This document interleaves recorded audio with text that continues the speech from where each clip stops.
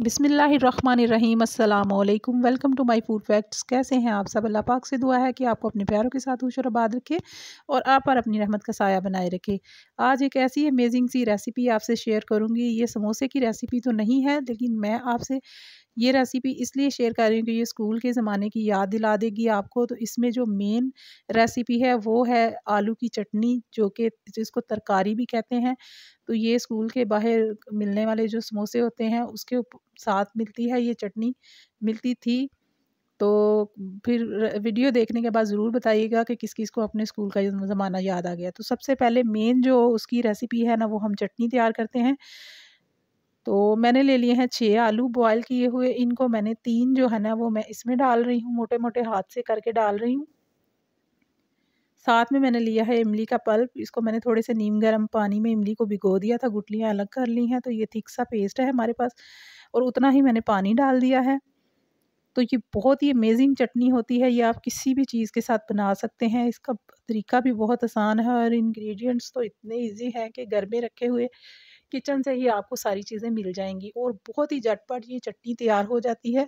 तो रमज़ानुल मुबारक में आप किसी भी स्नैक्स के साथ ये चटनी बना सकते हैं। 1 चम्मच यहाँ पर मैंने नमक डाल दिया था और 1 मैंने हरी मिर्च डाल दी है, क्योंकि बाकी मसाले भी जाएँगे इसलिए मिर्च मैंने कम ही डाली है। तो यहाँ पर मैं थोड़ा-सा ज़र्दा कलर ऐड कर रही हूँ, क्योंकि इस चटनी का कलर जो है ना वो इसी तरह का येलो-येलो सा ऑरेंज-ऑरेंज होता है।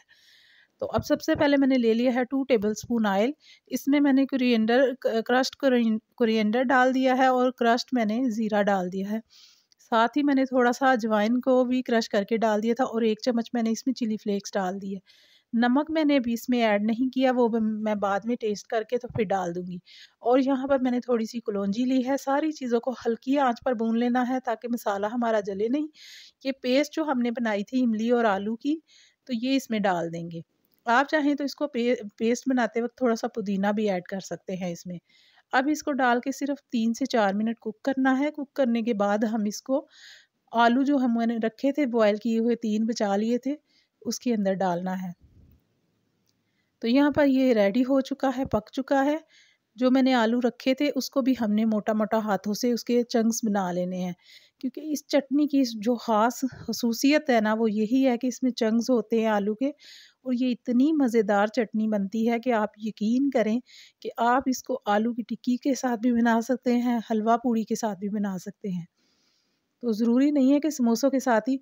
अब मुझे इसमें थोड़ा-सा नमक कम लग रहा था तो मैंने इसमें आधा चम्मच नमक ऐड किया और साथ में मैंने इसमें ये जो ज़र्दा फूड फूड कलर होता है ना वो थोड़ा-सा और ऐड कर दिया ताकि इसका परफ़ेक्ट लुक आ जाए। हरा धनिया मैंने धो के रखा हुआ था वो इसमें डाल दिया, क्योंकि हरा धनिया भी इस चटनी की जान है। और मैंने आधा चम्मच इसमें चाट मसाला मिक्स किया है, क्योंकि ये बहुत ही चटपटी और खट्टी-मीठी सी खट्टी-खट्टी सी चटनी होती है। एक चीज़ इसमें और जाती है वो मैंने ऐड नहीं की, वो होती है टाटरी, या फिर आप नींबू का रस डाल लें, क्योंकि आजकल बच्चों के गले ख़राब होने का डर है तो इसलिए मैंने वो दोनों ही चीज़ें ऐड नहीं की। अब यहाँ पर मैंने समोसा पट्टी ले ली है, घर की बनी हुई ले लें तो ज़्यादा अच्छा है। तो मेरे चैनल पर समोसा पट्टी की रेसिपी मौजूद है, आप देखना चाहें तो देख सकते हैं। इसके साथ जो समोसे बनते हैं ना वो यूँ ही बनते हैं, खाली पट्टियाँ लेके उसकी 2-2 स्लाइस काट के तो इस तरह बारीक-बारीक से बगैर फिलिंग के समोसे होते हैं। तो लेकिन क्योंकि मेरे घर वालों को आलू के समोसे ज़्यादा अच्छे लगते हैं, तो मैं इसमें आलू का जो मसाला होता है, वो रेडी करके रख लिया है।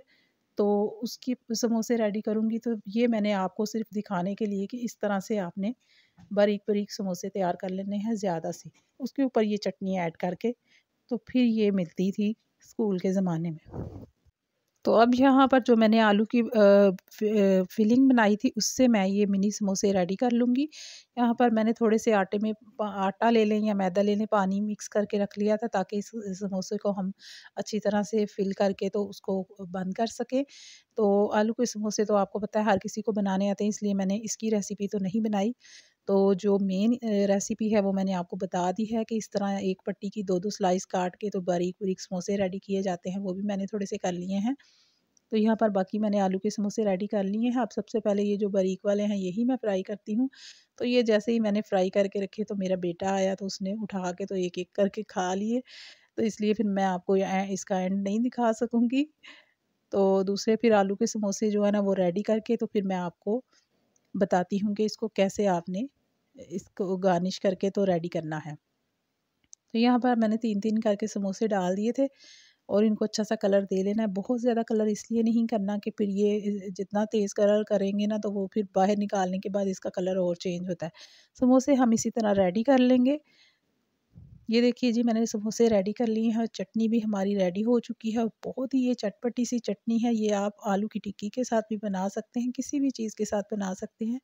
तो रमज़ान मुबारक में समोसे तो आप कैसे भी बनाएं, लेकिन ये चटनी लाजमी बनाइएगा साथ, ताकि आपको भी अपने स्कूल का ज़माना याद आ जाए। तो ये वैसे तो अखबार के ऊपर डाल के मिलता था, लेकिन मैंने यहाँ पर बटर पेपर ले लिया है और एक प्लेट में रख लिया।